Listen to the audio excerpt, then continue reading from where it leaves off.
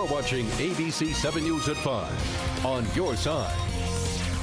A D.C. police officer will spend 7 years in jail after missing teenage girls turned up in his home. Linwood Barnhill was sentenced today for pandering with 2 minors and child pornography involving a third.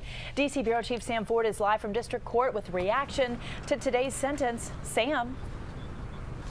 Allison, prosecutors cut the deal with the 48-year-old Barnhill, they say, after multiple interviews with the 3 victims, ages 15, 16, and 17. A judge reluctantly accepted it, though a lawsuit may be brewing against the city. He's a D.C. police officer. He's supposed to look out for the kids, protect the community. The reaction of a courthouse passerby today was not unusual. I think he should have more time than 7 years. He should have at least 20 years. Come on now. Former D.C. police officer Linwood Barnhill, who was found harboring a 16-year-old missing girl in his southeast apartment, was sentenced today for pandering. In other words, pimping her and a 15-year-old, also to child pornography with a 17-year-old in a scandal that shook the D.C. Police Department last year.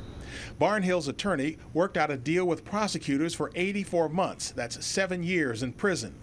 Initially, Judge Rosemary Collier refused to accept it. She wanted more time for him. But in court today, the prosecutor said the fragile victims wanted nothing to do with the exposure of a child. The judge accepted the deal.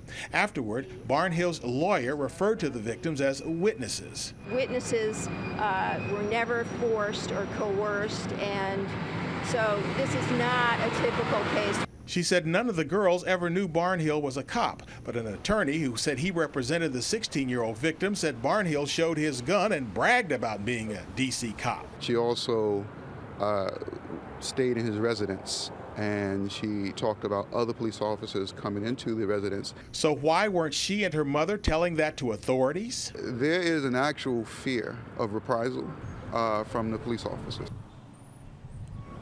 The attorney said that his client and perhaps the other victims might be filing a lawsuit against the city in a situation where they could conceal their identities. They would be filing against Barnhill and the city for failure in supervision and training of the former police officer. Barnhill was on the force for 24 years.